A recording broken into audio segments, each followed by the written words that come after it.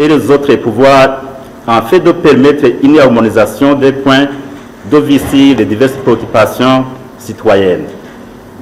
L'une des raisons à l'origine de la création de l'APB était de pouvoir capitaliser les ressources humaines disponibles constituées par les anciens parlementaires qui ont pour la plupart une expérience et des compétences avérées dans le gouvernement, le Parlement et la population burundaise peuvent profiter.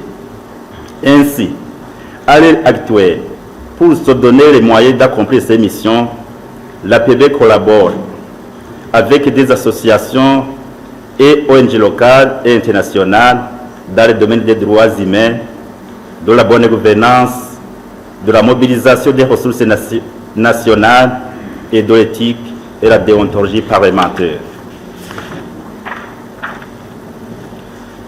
Excellences, honorables Mesdames et Messieurs, la présente conférence débat a pour thème central l'inclusion des jeunes et des femmes dans le processus électoral et sur les listes des candidats des partis politiques lors des élections de 2025.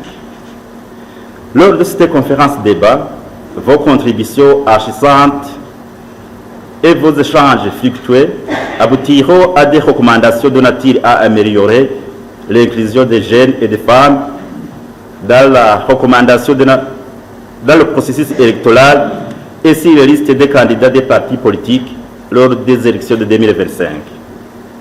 Dans les organes dirigeants élus aux différents échelons. Par ailleurs, la représentation des jeunes et des femmes dans les institutions de prise de décision trouve son fondement d'une part dans le poids démographique et d'autre part dans le poids démocratique. Si le plan démocratique, le poids des jeunes et des femmes, si la pyramide des âges est au-delà de 50% au Burundi, il est donc naturel que ces catégories aspirent à une meilleure représentation. Sous le prisme démocratique, notre Constitution prône le principe de l'égalité entre hommes et femmes. Et il n'y a rien de plus légitime que les femmes et les jeunes exigent de prise en main de leur destinée.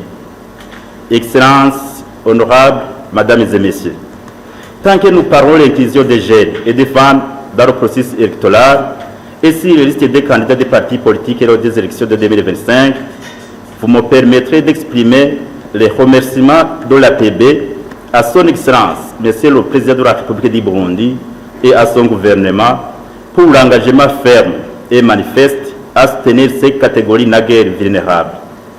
Sans entrer dans les détails, vous conviendrez avec moi que la création de la PAEJ, de la Banque d'investissement pour les jeunes et de la Banque pour l'investissement et le développement des femmes est un témoignage éloquent de ce soutien ferme, que cela puisse servir d'exemple aux institutions et organes élus dans notre pays. Excellences, honorables messieurs,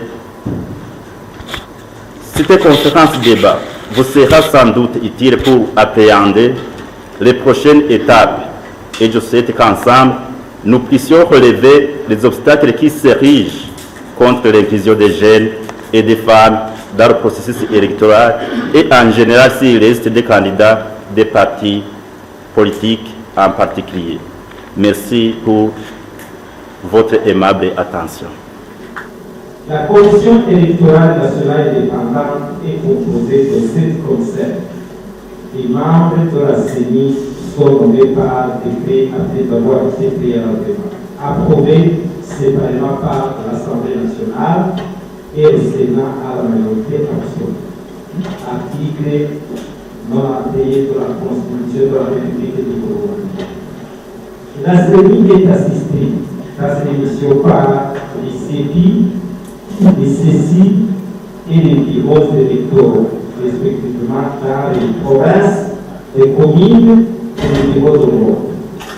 Le vote électoral ajoute qu'à chaque niveau, les membres sont nommés dans le souci de garantir la neutralité politique et des équilibres ethniques et de genre. Ça, c'est prévu à l'article 38 du Code électoral.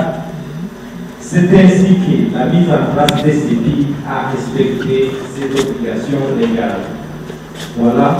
Pour la province, la nouvelle province de Burundi, nous avons sur 9 membres de la CEPI Burundi, nous avons aujourd'hui 3 femmes. Dans la province de Burundi, sur 9 membres, nous avons aujourd'hui 6 femmes. Dans la nouvelle province de Burundi, parmi les 2 membres de la CEPI Burundi, nous avons 3 femmes. Dans la province de Kanyerera, nous avons aujourd'hui 10 membres, dont 3 femmes. Dans la province de Tega, aujourd'hui, nous avons 11 membres de la CEPI, dont 4 membres. On constate un total de 52 membres de CEPI, dont 19 femmes, sauf un taux de 36,53%, donc 36,53%. Concernant les jeunes, jusqu'aujourd'hui, pas de texte législatif ou réglementaire qui prévoit le quota. Mais la CENI a tenu compte de cette dimension en incluant ceux qui ont même l'âge de moins de 35 ans. Concernant les CECI, les commissions électorales communales indépendantes, leur mise en place est en cours. On attend jusqu'aujourd'hui des rapports qui parviendront à la CENI prochainement, car les membres des CECI sont nommés par la commission du niveau d'électement supérieur.